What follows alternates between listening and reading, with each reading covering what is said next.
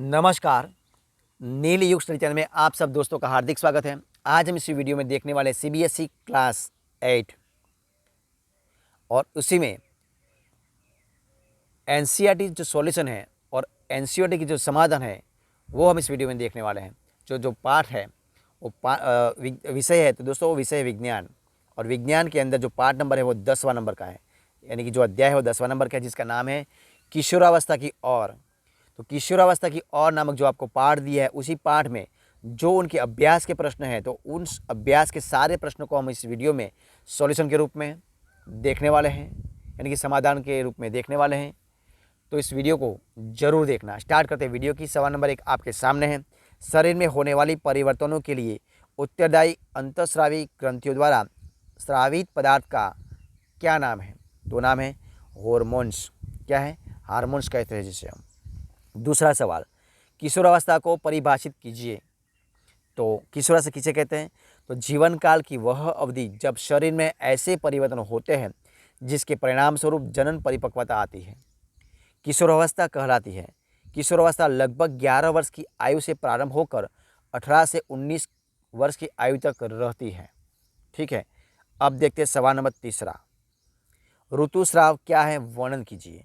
तो ऋतुस्राव क्या है? तो स्त्रियों में यौवनारंभ पर अंडाणु परिपक्व होने लगते हैं। अंडाशय में एक अंडाणु परिपक्व होता है तथा लगभग 28 से 30 दिनों के अंतराल पर किसी एक अंडाशय द्वारा निर्मोचित होता है। इस अवधि में गर्भाशय की दीवार मोटी हो जाती है।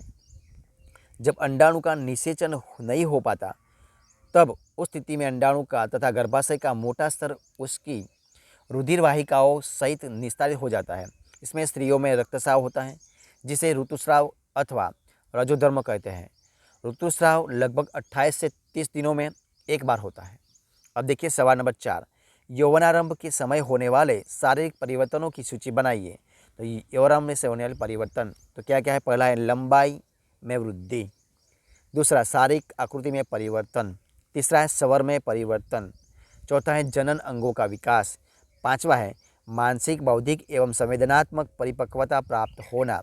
छठा है शरीर के विभिन्न भागों में बालों का उगना। ठीक है। अब देखते हैं सवाल नंबर 5। क्या होता है? देखिए, 2 कॉलम वाली एक सारणी बनाइए जिसमें अंतःस्रावी ग्रंथियों के नाम तथा उनके द्वारा स्रावित हार्मोन के नाम दर्शाए गए हो। तो अंतःस्रावी ग्रंथि और स्रावित हार्मोन। ठीक है। तो देखिए, पहला है पीयूष ग्रंथि। तो क्या? थायरोट्रापिक हॉर्मोन्स TTH वृद्धि हॉर्मोन्स। दूसरा थायराइड तो थोइराक्सिन। अधिवृक्क एड्रिनल तो एड्रिनलिन। अग्नाशय तो इंसुलिन। वृषण तो टेस्टोस्टेरोन। अंडाशय तो एस्ट्रोजन। अब देखिए सवाल नंबर 6 है। वो क्या है?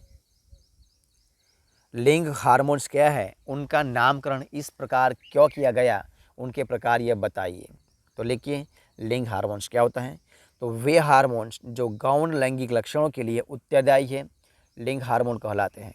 उदाहरण है एस्ट्रोजन और टेस्टोस्टेरोन, क्योंकि ये हार्मोन जननांगों द्वारा स्रावित होते हैं तथा लैंगिक लक्षणों के लिए उत्तरदायी है, इसलिए इन्हें लिंग हार्मोन कहा जाता है। प्रकार ये क्या है? तो एस्ट्रोजन हार्मोन अंडाशय में अंडाणु एवं टेस्टोस्टेरोन वृषण में शुक्राणु के परिपक्व होने को नियंत्रित करता है। अब सवाल नंबर 7वां नंबर, सही विकल्प चुनिए। तो पहला है क, किशोर को सचेत रहना चाहिए कि वह क्या खा रहे, क्योंकि 4 ऑप्शन दिए हैं। उचित भोजन से उनके मस्तिष्क का विकास होता है। शरीर में तीव्र गति से होने वाली वृद्धि के लिए उचित आहार आवश्यकता होती है। किशोर को हर समय भूख लगती रहती है। किशोर में स्वाद कलिकाएँ ग्रंथियों बड़ी भांति विकसित होती है। तो इसमें क्या आएगा? तो इसमें आएगा दूसरा नंबर क्या आएगा? दूसरा नंबर का शरीर में क्या आएगा? शरीर में तीव्र गति से होने वाली वृद्धि के लिए उचित आहार की आवश्यकता होती है। शरीर में तीव्र गति से होने वाली वृद्धि के लिए उचित आहार की आवश्यकता होती है, यानी कि जो दूसरा नंबर का वो आएगा। ठीक है। अब ख, इसमें क्या है? स्त्रियों में जनन आयु यानी कि काल का प्रारंभ उस समय होता है जब उनके ऋतुस्राव प्रारंभ होता है, स्तन विकसित होना प्रारंभ हो करते हैं, शारीरिक भार में वृद्धि होने लगती है, शरीर की लंबाई बढ़ती है। तो कहाँ पर आएगा? तो देखिए ख में कहाँ पर आएगा? तो वो आएगा नंबर 1, ऋतुस्राव प्रारंभ होता है। पहला है वो आएगा कहाँ पर? जो पहला है वो आएगा। ठीक है। तीसरा ग,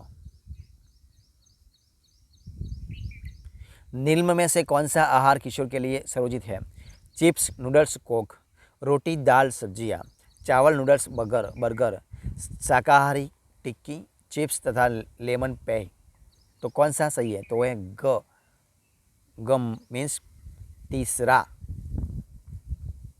ठीक है, ग मीन्स तीसरा यानी कि जो रोटी दाल सब्जियां वो सही है। ठीक है। अब देखिए सवाल नंबर 8वां, निम्नलिखित पर टिप्पणी लिखिए। इनमें पहला है एडम्स एप्पल। तो क्या है? तो देखिए उनका आंसर है यौवनावस्था में स्वर यंत्र अथवा लैरिंक्स में वृद्धि का प्रारंभ होता है। लड़कों का स्वर यंत्र विकसित होकर अपेक्षाकृत बड़ा हो जाता है। लड़कों में बढ़ता हुआ स्वर यंत्र गले के सामने की और सुस्पष्ट उभरे भाग के रूप में दिखाई देता है, जिसे एडम्स एप्पल यानी कि कंठ मणि कहते हैं। दूसरा गौण लैंगिक लक्षण। दूसरा कौन सा है? गौण लैंगिक लक्षण। तो देखिए इनमें क्या होता है, ये आपके सामने।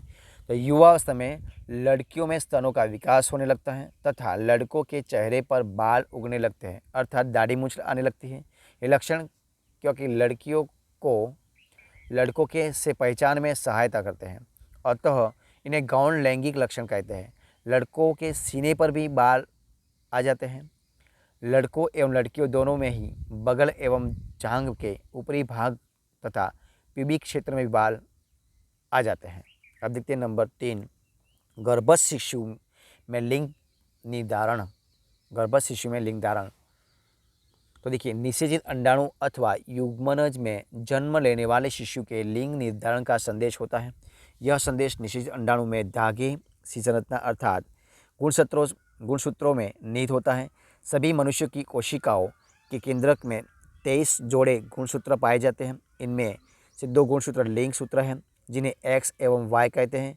स्त्री में 2 एक्स गुणसूत्र होते हैं, जबकि पुरुष में 1 एक्स तथा 1 वाई गुणसूत्र होता है।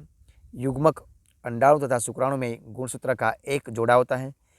अनिषेचित अंडाणु में सदा 1 एक्स गुणसूत्र होता है, परंतु शुक्राणु 2 प्रकार के होते हैं, जिसमें एक प्रकार के एक्स गुणसूत्र एवं दूसरे हैं वाई गुणसूत्र होता है। जबकि एक्स गुणसूत्र वाला शुक्राणु अंडाणु को निषेचित करता है, तो युग्मज में दो एक्स गुणसूत्र होते हैं तथा लड़की पैदा होगी। और यदि वाई गुणसूत्र वाला शुक्राणु अंडाणु को निषेध करता है तो शिशु लड़का होगा। यानी कि 2 XS यानी कि 2 XX मिलेंगे तो लड़की होगी और XY होगा तो लड़का होगा। ठीक है। अब देते हैं सवाल नंबर 9वां, शब्द पहली शब्द बनाने के लिए संकेत का संदेश प्रयोग कीजिए। बाई से दाई ओर। तो एड्रिनल ग्रंथि से स्रावित हार्मोन्स उसे क्या कहते हैं? तो एड्रिनल कहते हैं एड्रिनल इधर आ जाएगा। ठीक है, हम नीचे देख लेंगे। चलो चौथा है मैड्रक में, नंबर 4 मैड्रक में लार्वा से वयस्क तक होने वाला परिवर्तन। 5वां अंतःस्रावी ग्रंथियों द्वारा स्रावित पदार्थ। 6ठा किशोरावस्था को कहा जाता है। और ऊपर से नीचे की ओर तो नंबर 1 है अंतःस्रावी ग्रंथियों का दूसरा नाम, स्वर पैदा करने वाला और स्त्री हार्मोन। ठीक है, तो हम नीचे देख लेते हैं। देखिए इधर नीचे दिया हुआ है। जो पहला है वो क्या है? नलिका विहीन पहला। दूसरा है स्वर यंत्र। तीसरा है एड्रेनिल। देखिए तीसरा क्या है? एड्रेनिल। चौथा है कायांतरण। 5वां है हार्मोन और 6ठा है टिंजर्स। ठीक है, इस तरह हम कर सकते हैं। और इधर तीसरा है एस्ट्रोजन। अब देखते हैं सवाल नंबर 10वां क्या है? नीचे दी गई सारणी में आयु वृद्धि के अनुपात में लड़कों एवं लड़कियों की अनुमानित लंबाई के आंकड़े दर्शाए गए हैं। लड़के एवं लड़कियों दोनों की लंबाई एवं आयु को प्रदर्शित करते हुए एक ही ग्राफ कागज़ पर खींचिए तथा एक ग्राफ से आप क्या निकाल सकते हैं वो बताना है। तो देखिए, आयु वर्षों में है, लंबाई सेंटीमीटर में है, लड़के और लड़के दोनों में है। तो इधर लिखा है आयु का 0, 4, 8, 12, 16 और 20 वर्ष है। लड़के हैं, लंबाई 53 सेंटीमीटर है 0 में, और 4 वर्ष का हो जाए साल का तो 96 है, 8 का 114 है, 12 का 129 है, 16 150 और 20 का 173। लड़कियों तो 53 है दोनों, और इधर 92 है, 10 है, 133 है, बढ़ जाती है सबसे ज़्यादा, और 16 में है 150 और 20 में है 165। लंबाई इस प्रकार तो हम आप माप सकते हैं लड़के और लड़के दोनों में। ठीक है, इस तरह आप ग्राफ बना सकते हैं 4, 8, 12, 16, 20 और 50, 70, 90, 110, 130, 150, 170। ठीक है, इस प्रकार बना सकते हैं। और उपरोक्त ग्राफ से पता चलता है कि 4, 8 और 20 वर्षीय लड़कियों की लंबाई लड़कों से कम है, लेकिन 1 वर्षीय लड़कों की लंबाई लड़कों से कुछ अधिक है। ठीक है, तो इस प्रकार हम इस वीडियो को हम इधर ख़त्म करते हैं। तो अगर आपको इस वीडियो अच्छा लगा हो, पसंद आया हो, यूज़फुल लगा तो वीडियो को लाइक कीजिए, कमेंट कीजिए, आपके दोस्तों में शेयर कर दीजिए, और लास्ट में अब तक आपने इस चैनल को यानी कि नील युग स्टडी चैनल को सब्सक्राइब नहीं किया तो उनको सब्सक्राइब कर लीजिए, और बगल में जो बेल आइकन दिया है उनको भी प्रेस कर लीजिए, यानी कि जब भी कोई नया वीडियो इस चैनल में अपलोड हो तो सबसे पहले आपको एक नोट मिल जाएगा और सबसे पहले वीडियो देख सकेंगे। वीडियो को फर्स्ट एंड तक देखने के लिए आप सब दोस्तों का मैं बहुत बहुत धन्यवाद करता हूँ।